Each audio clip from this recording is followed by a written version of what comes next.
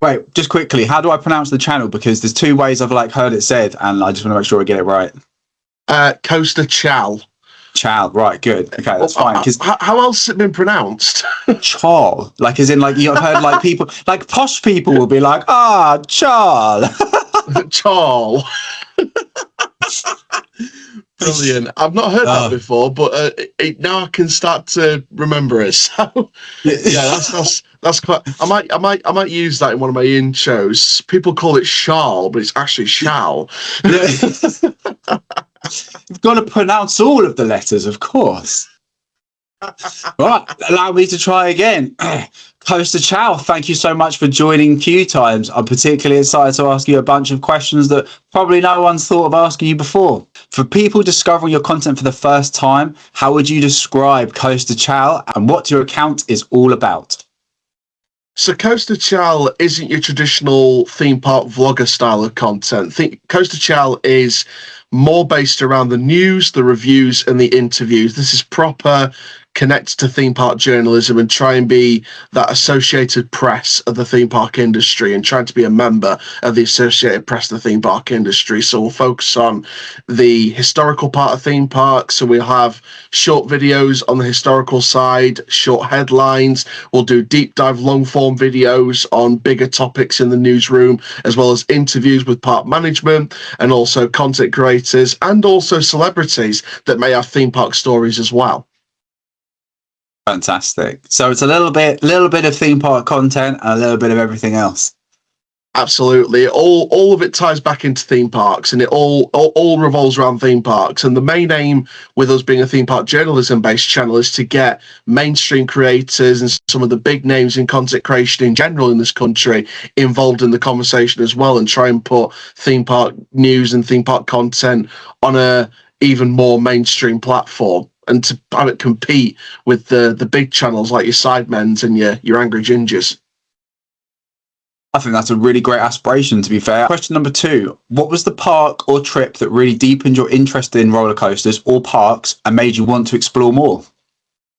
So it was actually one of the first parks I ever visited. We visited 3 parks in the first year I did a theme park, which was 2005. I was a 5-year-old kid with my mum, my dad, who since January's passed away, and we went to Gulliver's at Matlock Bath, we went to Legoland Windsor, and we also went to Alton Towers. And apart from the COVID year 2020, I've been to Alton Towers at least once every year since 2005. So it's that longevity, it's that long-term interest. And Gulliver's and Legoland were the first 2 before Alton Towers that we went to. And I think it was the whole theme, the whole style, how it enthralls you as a kid, and it's that kind of thing that kind of just sticks with you forever. So I think those are the kind of parks that kind of got me interested in the first place. And it took me a couple of years after that, and then it was around 8, 9, 10 years old where I was like, right, I'm going to become a fully fledged enthusiast here, not just a lover of theme parks. You know what? This might be a controversial one, considering that it's just recently gone from Thorpe Park, but I said this to a couple of people recently. If they're going to retheme the World of David Williams at Alton Towers to a new IP, considering that the Paramount Pictures, who are the distributors of the Angry Birds movie, there's one coming out this year, and I'm sure there might be another one planned at some point. I would like to see, if they're going to go with a short-term IP, Angry Birds Adventure Zone coming to the World of David Williams. Have the entrance arch rethemed around an entrance portal with the slingshot, the TNT, the pigs, the birds. The Gangster Granny ride can be rethemed into Angry Birds Heist Escape, where you're escaping from Pig Island after rescuing the eggs, and the story of the ride is that custom story made specifically for the park, specifically for the area. You know, there's plenty of potential there. You can introduce a couple of family flat rides. So again, I think Angry Birds has got a lot of potential in terms of an IP going into that particular area. My personal preference would be an original theme with that area, something like a Toy Town theme or a family steampunk theme. But if I was to go with an IP for that area, I think considering Paramount is an official IP partner, intellectual property partner of Merlin Entertainment's currently, as per the website at the moment, and it's distributed the movie, I would say that Angry Birds is probably a realistic opportunity for Alton Towers if they wanted to do something short term while they think of something long term. Fair enough. I mean, we'll see how that ages. Before World David Williams came in, I predicted a Lego theme, and I'd heard rumours there was going to be a Lego themed area, so I'm off the money with that one, but maybe a broken clock is right once every now and then. Amazing, amazing. What coaster has completely surprised you, either because you expected very little from it or because it massively exceeded expectation? Oh, that's a really good question. I would say the one that exceeded expectations. If I was to pick a coaster that exceeded my expectations, it would probably be Wicker Man when that first opened back in 2018. Because when I heard that GCI was coming in to do this wooden coaster on the Flume site, I thought, right, we knew straight away they weren't going to expand where the back of the forest layout was of the Flume, so we knew it was contracted to that main site of the Flume where the final drop entered, where you had the main turn, when you had the final turn coming back into the station area itself, and then you had the whole Mexicana cantina area to work with as well, and the Ben and Jerry's, if anyone remembers that.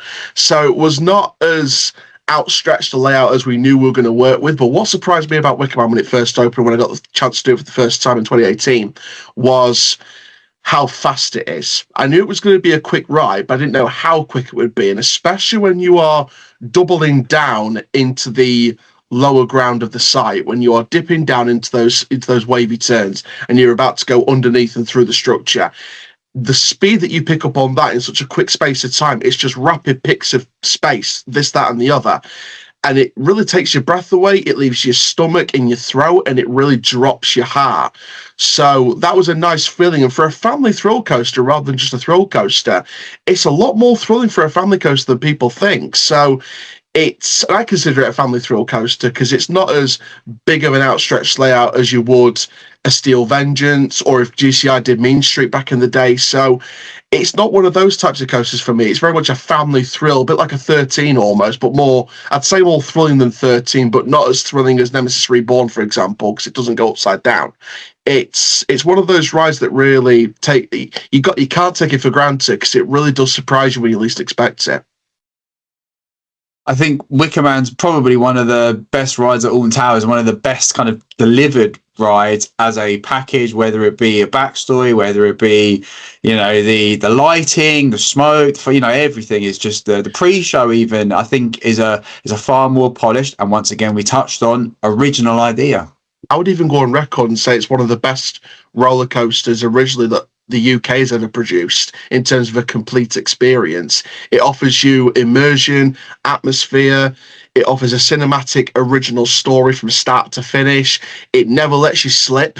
And from what I mean by that is it doesn't keep your eyes away from the story. It always keeps you transfixed. The queue line isn't boring. It's not just zigzaggy for the sake of zigzag. You go underneath the coaster, up above next to the coaster, next to the lift hill, then you turn around to the pre-show, then the station gets you enthralled. Just from start to finish, it's not boring, it's not generic, it's not anything like that. It is a complete immersion package. It's a complete experience, and it's one of those where I'd like to see a modern film version of that roller coaster. And I'd like to see, same with Nemesis Reborn, I'd like to see a film based on the story of that. And we know we have the Wicker Man film already with Nicolas Cage. I'd like to see a modern version of that, take inspiration from the ride and bring that story into the story of the modern film, for example. So it's those kind of things where you think you're seeing a film, but you're actually seeing a real life experience rather than just a film. A bit like Nemesis of Terror when that first opened in 2012. It's very similar to what you get when you're watching a film. That's what Catherine said on opening day to the press. It's that whole cinematic feel of it, and that's what I love about Wicker Man so much. I don't think Wicker Man's even done either. I think they can do something with the end of the ride during the break run. Obviously, at the minute they've got like the smoke package and some of the soundtrack blaring out. If they wanted to, you don't have to add like a new element or anything like that, but you can even add some projections on the walls as a bit of an end to the story as you're coming back into the station, just to even tie in the story a little, just that little bit more. So it's for me, it's, even though it's a complete package and a complete experience, the good thing is there's still things they can do to it, which makes it even more amazing, as if they couldn't do anything more amazing with it. That is prediction number 2, if I'm not mistaken, Chall. So we'll see how that one ages.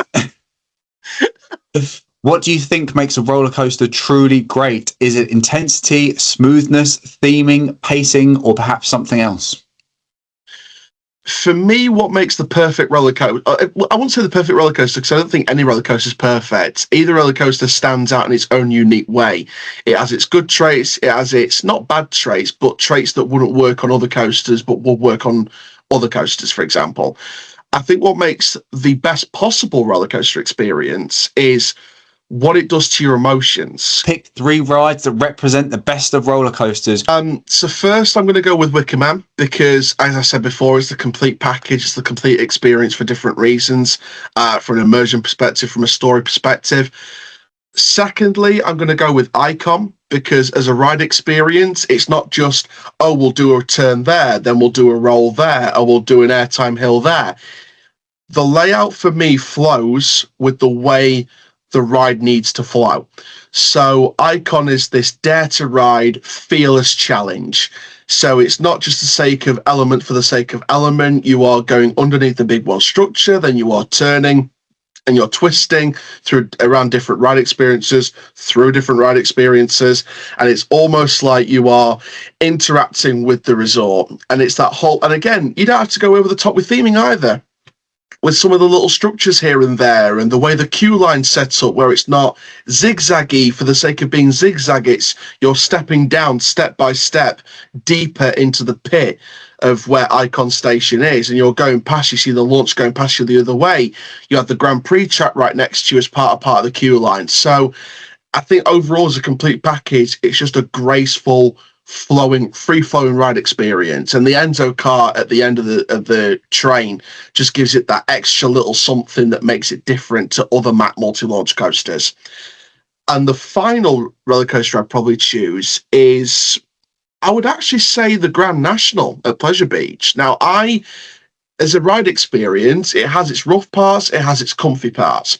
But the one thing I respect about the Grand National is, again, it's a complete package for a very different reason. It's a nod to the past of the classic days of roller coasters, and it gives a bit of a tip to the hat to the originators and the pioneers of wooden roller coasters. People like Charles Page, who designed rides like the Grand National and these classic wooden roller coasters.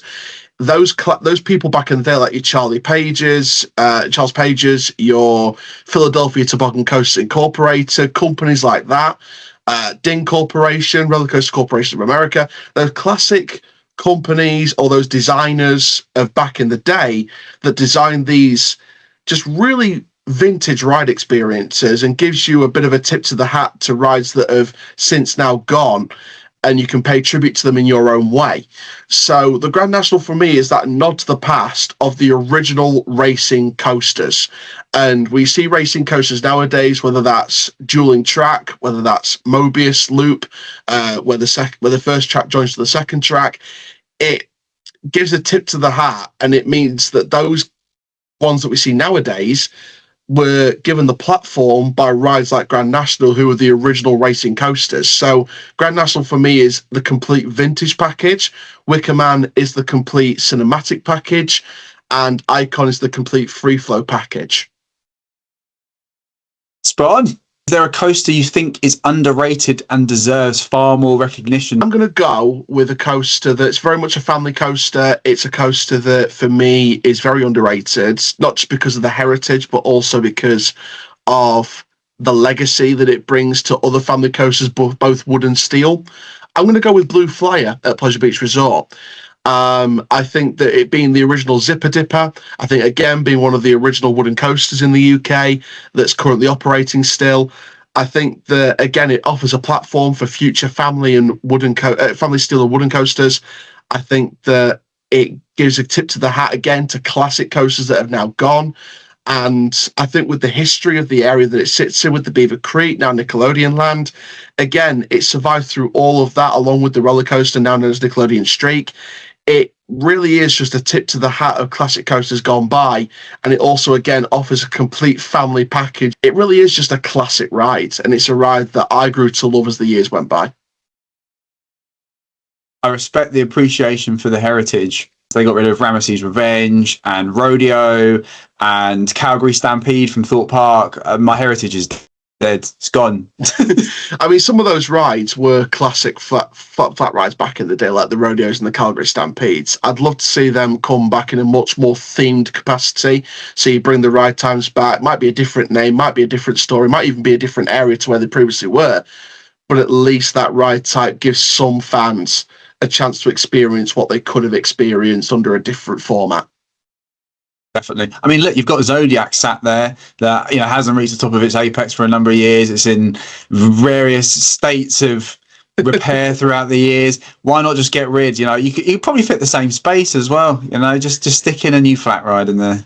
It doesn't even need to be a brand new enterprise. It could be a Zampella. The Zampella Tarantula model is a flat ride that I've grown to like over the past few weeks after looking at more details on it.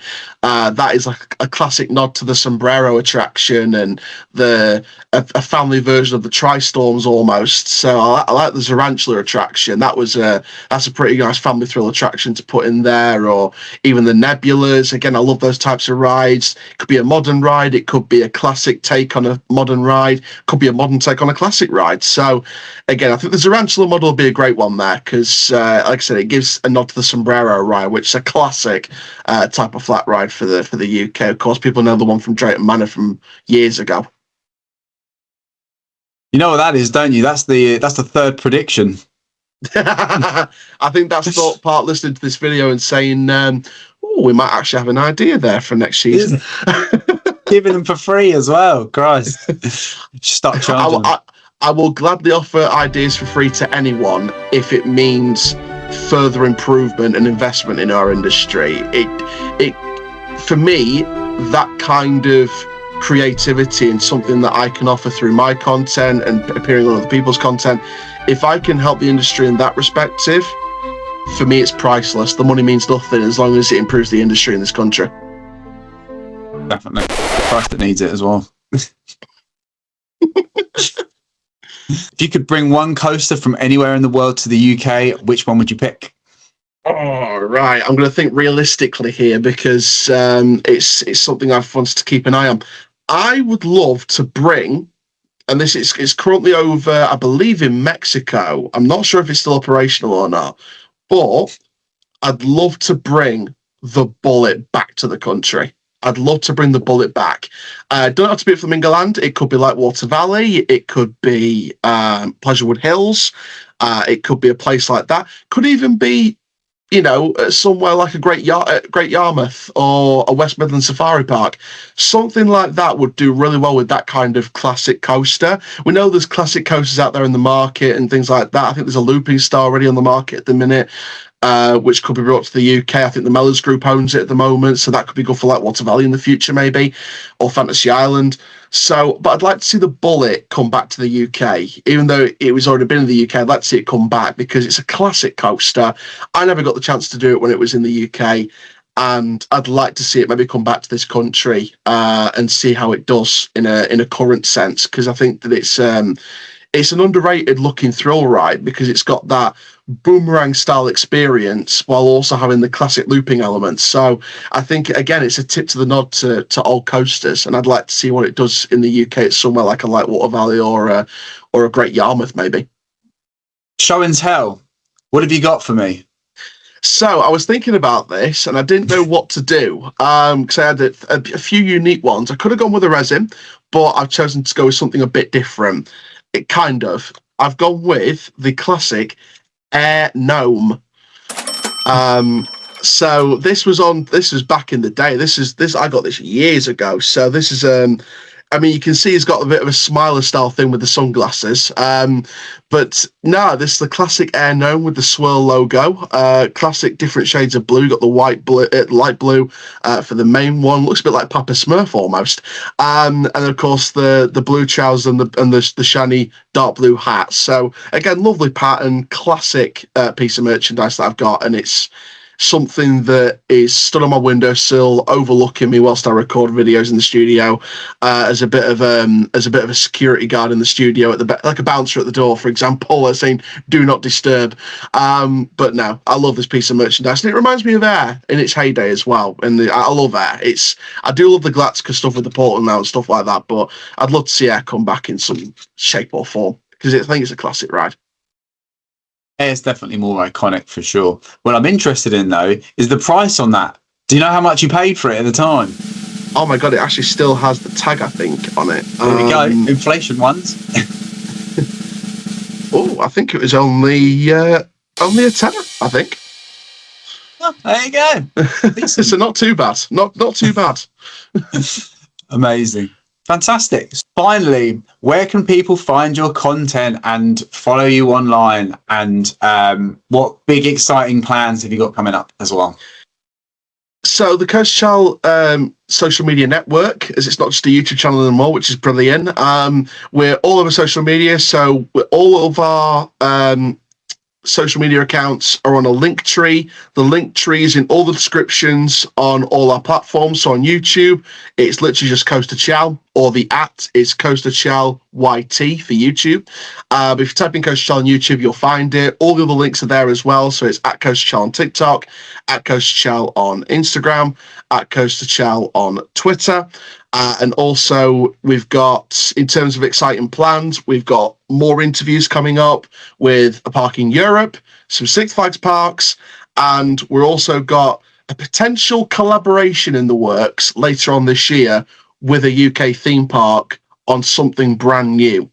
Whether that is to do with the main season or whether that's to do with Halloween, you'll have to watch out for that one. I'm not going to give too much away just yet because we are still finalising the details of that one. But we are looking at collaborating with a UK theme park, and we're in the early stages of trying to collaborate with an American theme park on an attraction as well. So again, a couple of nice things that kind of make us try and stand out and put something back into the industry that we're covering.